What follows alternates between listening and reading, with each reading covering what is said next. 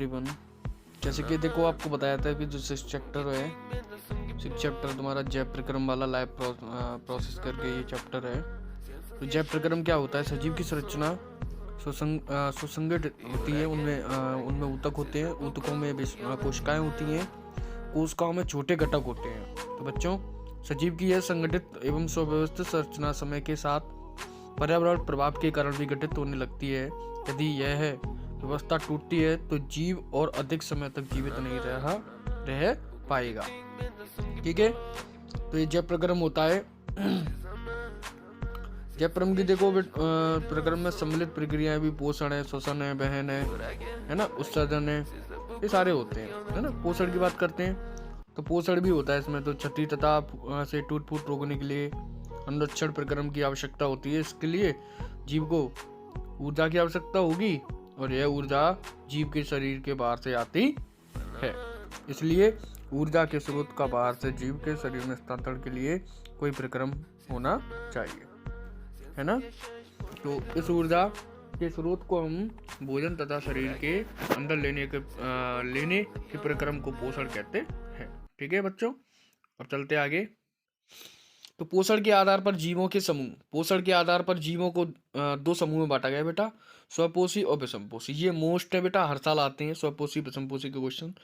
स्वपोषी पोषण का वह तरीका जिसमें जीव अपने आसपास के वातावरण में उपस्थित सरल अजैव पदार्थ जैसे CO2, पानी और सूर्य के प्रकाश से अपना भोजन स्वयं बनाते हैं, तो वो स्वपोषी पोषण कहलाते हैं।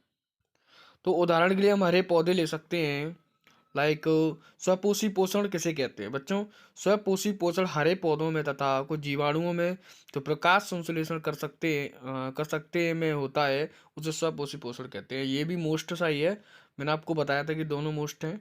प्रकाश संश्लेषण की बात करते तो यह वह प्रक्रम है जिसमें स्वपोषी बाहर से लिए पदार्थ को ऊर्जा संचित रूप से परावर्तित कर देता है।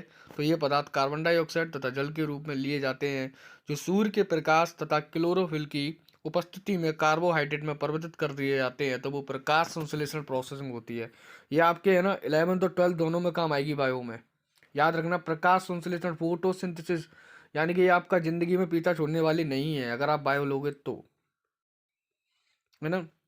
तो प्रकाश संश्लेषण के लिए आवश्यक कच्ची सामग्री क्या होती है? सूर्य का प्रकाश, क्लोरोफिल, कार्बन डाइऑक्साइड, जल स्थलीय। तो ये इतनी इंपॉर्टेंस नहीं है, पर आप अपने माइंड में जरूर याद रख रहे हैं चीज़ों को। तो प्रकाश संश्लेषण के दौरान निम्नलिखित घटनाएं कौन सी होती है? क्लोरोफिल द्वारा प्रकाश ऊर्जा का अवशोषित करना और प्रकाश ऊर्जा को रासायनिक ऊर्जा में रूपांतरित करना तथा जल अणुओं का हाइड्रोजन तथा ऑक्सीजन में अपघटन करना। तो कार्बन डाइऑक्साइड का कार्बोहाइड्रेट में अपचयन। बात करते हैं रंध्र यानी कि स्टोमेटा। भाई 11th में बायो में सबसे ज्यादा आता है ये, है ना। 10th में पढ़ोगे, 11th में काम आएगा। पत्ती की सतह पर जो सूक्ष्म छिद्र होते हैं उन्हें रंध्र कहते हैं, यानी कि स्टोमेटा कहते हैं। रंध्र के प्रमुख कार्य क्या होते हैं भैया? प्रकाश संश्लेषण के लिए गैसों का अधिकांश आदान प्रदान इन्हीं छिद्रों के द्वारा होता है। बाष्पोत्सर्जन प्रक्रिया में जल बाष्प के रूप में रंध्र द्वारा निकाला जाता है। ये चित्र भी, डायग्राम भी देख लेना आप, ये डायग्राम भी आता है। पत्ती की सतह पर सूक्ष्म छिद्र श्वसन गैसों का विनिमय बाष्पोत्सर्जन के लिए खुलते बनते होते हैं। इसी को रंध्र प्रोसेसिंग यानी स्टोमेटा की प्रोसेस कहते हैं। विषमपोषी पोषण का वह तरीका। विषमपोषी पोषण की बात करते हैं तो पोषण का वह तरीका जिससे जीव अपना भोजन स्वयं नहीं बना सकते। बच्चों याद रखना, विषमपोषी पोषण का हर बार क्वेश्चन आ जाता है। 11th और 12th की बायो में भी आएगा, लास्ट में आप पढ़ोगे तो भोजन स्वयं नहीं बना सकता, तो बल्कि अपने भोजन के लिए अन्य जीवों पर निर्भर रहता है। उदाहरण के लिए मानव व अन्य जीव हम ले सकते हैं। विषमपोषी के अंदर भी प्राणी संपोषण, मृतजीवी पोषण, परजीवी पोषण ये आ जाते हैं। इनको थोड़ा सा आप देख लेना। इसमें जीव संपूर्ण भोज्य पदार्थ का अंतःग्रहण करते हैं तथा उनका पाचन शरीर के अंदर होता है। उसे हम प्राणी संपोषण यानी कि होलोजोइक कहते हैं। ठीक है। मृतजीवी पोषण, मृतजीवी अपना भोजन मृत जीवों के शरीर व सड़े गले कार्बनिक पदार्थ से प्राप्त करते हैं। उदाहरण फफूंदी, कवक। परजीवी पोषण किसे कहते हैं? परजीवी अन्य जीवों के शरीर अंदर या बाहर रहकर उनको बिना मारे उनसे अपना पोषण प्राप्त करते हैं, उनको हम परजीवी कहते हैं। उदाहरण के लिए जोक, अमरवेल, गै और पीता कृमि। ये सब परजीवी पोषण है, याद रखना, ये क्वेश्चंस आ जाते हैं, ये मोस्ट है। अमीबा में पोषण, अमीबा भी मनुष्य की तरह ही पोषण करता है और शरीर के अंदर पाचन करता है। इस डायग्राम को याद रखना और ये डायग्राम आने वाला है। पैरामीशियम पोषण की बात करते हैं तो ये देख लेना आप, मनुष्य में पोषण, ठीक है बच्चों, अंतर्ग्रह, पाचन, अवशोषण, स्वागीकरण और बहिक्षेपण, ये सब होते हैं इसमें, याद रखना इन चीज़ों को। मनुष्य में पोषण वाले, है ना, मनुष्य में पोषण की ये हम तरह तरह के भोजन खाते हैं, भोजन के प्राकृतिक रूप से एक प्रक्रम से गुजरना पड़ता है, भोजन को दांतों से चबाकर छोटे छोटे, मनुष्य में पोषण देखो छोटे छोटे टुकड़ों में बदल देते हैं, मुख में भोजन लार मिश्रित होकर गीला हो जाते हैं, जो ग्रसनी से होता हुआ आमाशय में आ जाता है, में आमाशय में जाता है। आमाशय एक बृहत अंग है जो भोजन के आने पर फैल जाता है। आमाशय में पेशीय भित्ति भोजन को अन्य पाचक रसों के साथ मिश्रित करने में सहायक होती है, ठीक है बच्चों। और ये डायग्राम मोस्ट है बेटा, इसको भी आप देख लेना, ठीक से आपको बनाना ये, है ना।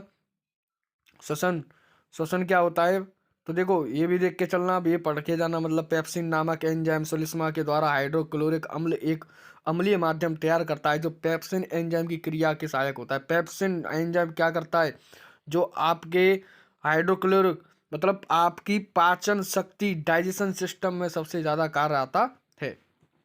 श्वसन की बात करते हैं तो पोषण प्रक्रम के दौरान ग्रहण की गई खाद्य सामग्री का उपयोग कोशिकाओं में होता है, जिससे विभिन्न जैव प्रक्रमों के लिए ऊर्जा प्राप्त होती है। तो ऊर्जा उत्पादन के लिए कोशिकाओं में भोजन विखंडन की कोशिकीय श्वसन कहते हैं, ठीक है। आगे चलते हैं तो आप इस चीजों को भी देख के जाएं जो मैं बता रहा हूं, ये सब मोस्ट हैं। श्वसन के प्रकार, अवयवी श्वसन या वायवीय श्वसन।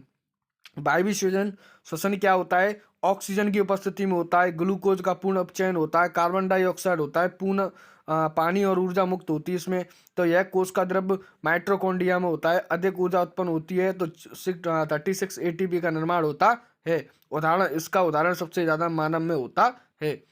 अब आता है अवयवी श्वसन, ऑक्सीजन की अनुपस्थिति में होता है, ग्लूकोज का पूर्ण अपचयन होता है जिसमें एथेनॉल, लैक्टिक अम्ल, कार्बन डाइऑक्साइड और ऊर्जा मुक्त होती है। यह केवल कोशिका द्रव्य में होती है बच्चों, है ना, कम ऊर्जा उत्पन्न होती है। उदाहरण के लिए यीस्ट ले सकते हो। मानव श्वसन नासा द्वारा ग्रासीन, कंठ, श्वसन नली और श्वसनी और श्वसनका और फुफ्फुस और फेफड़े और कूपका कोष और रुधिर वाहिका, इन सब के द्वारा मानव श्वसन करता है। ये डायग्राम भी देख लेना, ये कूपका वाला डायग्राम हर साल आता है और साल भी आना है ना। अब बात करते हैं अंतः श्वसन क्या होता है। अंतः श्वसन के दौरान बच्चे हुआ फैलती है, पसलियों से संलग्न पेशियां सुकड़ती हैं, बच्चे ऊपर और बाहर की ओर गति करता है। मानव श्वसन की क्रिया है ये बेटा, हर साल आएगी, है ना। तो गुहा में वायु का दाब कम हो जाता है, वायु, ये 2011 में क्वेश्चन आया था, दाब कम हो जाता है और वायु फेफड़े में भरती है। उच्छ्वासन, बच्चे गुहा में अपने मूल आकारों में वापस आ जाती है, पसलियों की पेशियां शिथिल हो जाती हैं, बच्चे अपने स्थान पर वापस आ जाते हैं और गुहा में वायु का दाब बढ़ता है और वायु कार्बन डाइऑक्साइड फेफड़ों से बाहर आती है या जाती है। अंतःश्वसन, उच्छ्वासन, स्थलीय जीव, जो जीव जल में रहते हैं, ये मोस्ट है, कभी भी क्वेश्चन बन के आ जाता है, एक एक नंबर के क्वेश्चन। सांस द्वारा वायुमंडल से गैसों को अंदर ले जाना अंतःश्वसन का कार्य होता है। अच्युवसन, फेफड़ों से वायु या गैसों को बाहर निकालना उच्छ्वसन का काम होता है। स्थलीय जीव श्वसन के लिए वायुमंडल से ऑक्सीजन का उपयोग करते हैं तो स्थलीय जीव कहलाते हैं। जो जीव जल में रहते हैं वे जल में मिले ऑक्सीजन का उपयोग करते हैं, जैसे कि उसके लिए मछली, कछुआ, ये सारे इसके एग्जाम्पल हैं। कूप का रक्त व ऊतकों के बीच गैसों का आदान प्रदान, तो देखो कूपका में रक्त का आदान प्रदान कैसे होता है, हीमोग्लोबिन के द्वारा आरबीसी मिला के, है ना। तो वायु में O2 से समृद्ध कूपका इजिकल टू रक्त वाहिका O2 आरबीसी में हीमोग्लोबिन के साथ मिलकर संवहन की बात करते हैं, ठीक है। मनुष्य में भोजन, ऑक्सीजन व अन्य आवश्यक पदार्थ की निरंतर आपूर्ति करने वाला तंत्र संवहन तंत्र कहलाता है। ये मोस्ट है इस बार का, याद रखने ना, 2011 का। जो मैं मोस्ट बोलता जा रहा हूँ वो मोस्ट आप याद करके जाना। मानव संवहन तंत्र के मुख्य अवयव हृदय, रक्त नलिकाएं, धमनी व सिरा, वहन माध्यम, रक्त लसिका, है ना। ये सब चीज आप याद करके जाना। रक्त वाहिका में धमनी और सिरा, ये हर बार आता है, रक्त वाहिका का धमनी और सिरा। धमनी क्या होता है, ऑक्सीकृत हृदयों को हृदय से शरीर के विभिन्न अंगों तक ले जाती है। अपवाद फुफ्फुस धमनी, धमनी की भित्ति मोटी व अधिक लचीली होती है, इसमें बाल्व नहीं होते, ये सतह नहीं होती, ऊतकों के नीचे नहीं पाई जाती है, यानी कि डीप सीटेड बोलते हैं। सिरे की बात करते हैं, सिरा, इन दोनों डेफिनेशनों को याद करके जाना है। शिराएं विभिन्न अंगों से अनाक्षरीकृत होकर उधर एकत्र करके वापस हृदय में आ लाती हैं। अपवाद फुसफुस सिरा, ठीक है, इसका अपवाद फुसफुस सिरा में होता है। सिरे की भित्ति कम मोटी व लचीली होती है, बाल बने होते हैं, यह सतही होती है, यानी कि इस पर जो इसकी सरफेस है वो सतही होती है, मतलब एकदम लेयर, है ना। बात करते हैं बच्चों आगे, ये हृदय का चित्र आप याद करके जाना। हृदय की आपसे पूरी, तो हृदय की आपसे पूरी मानव शरीर में रुधिर परिसंचरण दर्शाने के लिए रेखा चित्र बनाइए। तो देखो, ये आप मानव हृदय एक पंप की तरह होता है जो सारे शरीर में रुधिर का परिसंचरण करता है। आलिंद की अपेक्षा निलय की पेशीय भित्ति मोटी होती है, क्योंकि निलय को पूरे शरीर में अधिक रक्तचाप से रुधिर भेजना होता है। ये चीज याद रखना। मानव हृदय की अनुप्रस्थ कराट मोस्ट है। इस डायग्राम को आप बना लोगे, आपके 4 नंबर या 3 नंबर पक्के हो जाते हैं। ये हर साल आएगा ये क्वेश्चंस। तो आगे चलते हैं। लसिका एक तरल ऊतक जो रुधिर प्लाज्मा की तरह होता है, लेकिन इसमें अल्प मात्रा में प्रोटीन होती है, इसे लसिका में बहन सहायता करता है। पादपों में परिवहन जाइलम और फ्लोएम के द्वारा होता है, ये भी याद करके जाना। जाइलम एवं फ्लोएम मोस्ट है, ये मोस्ट है, वेरी मोस्ट है, ठीक है। इसकी सारी डेफिनेशन, पादप तंत्र का अवयव होता है जो मृदा से प्राप्त जल और खनिजों लवणों का वहन करता है, जबकि फ्लोएम पत्तियों द्वारा प्रकाश संश्लेषित उत्पादों को पौधे के अन्य भागों तक वहन करता है, ठीक है। अब बात करते हैं इन उसको जड़ व मृदा को, इसको याद करके जाना नीचे वाले को। अब प्रक्रम बाष्पोत्सर्जन आता है ना। प्रक्रम बाष्पोत्सर्जन क्या होता है? यही जल पादप के वायवीय भागों द्वारा बाष्प के रूप में वातावरण में विलीन हो जाता है, तो यह प्रक्रम बाष्पोत्सर्जन कहलाता है।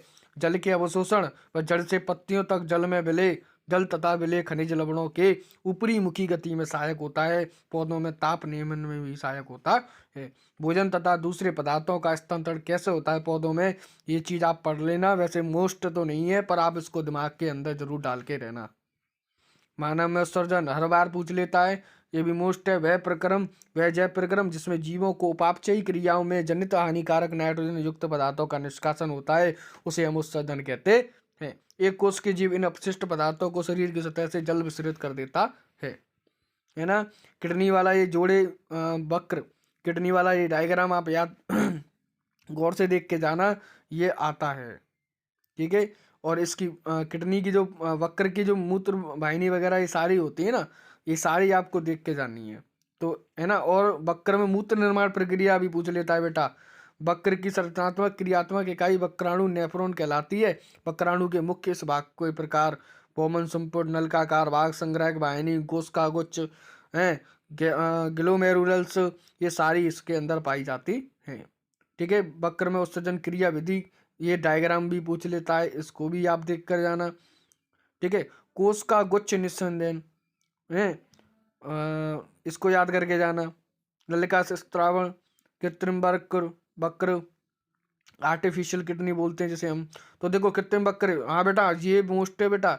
ये एक ऐसी युक्ति जिसके द्वारा रोगियों के रुधिर में कृत्रिम वक्र की मदद से नाइट्रोजन युक्त अपशिष्ट पदार्थों का निष्कासन किया जाता है। प्राय एक स्वस्थ वयस्क प्रतिदिन 180 लीटर आर्मिक निषेधन वक्र में होता है, जिससे उत्सर्जित मूत्र का आयतन 1.2 लीटर शेष निषेधन वक्र नलिकाओं का पुनः अवशोषित हो जाता है। पादप उत्सर्जन की बात करते हैं तो बाष्पोत्सर्जन प्रक्रिया द्वारा पादप अतिरिक्त जल से छुटकारा पाते हैं।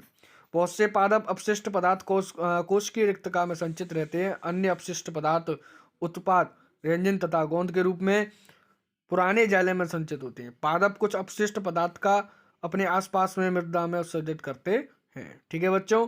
तो ये 6 चैप्टर जो कि तुम्हारा 9 नंबर का है, और आप इसको गौर से पढ़कर जाएं।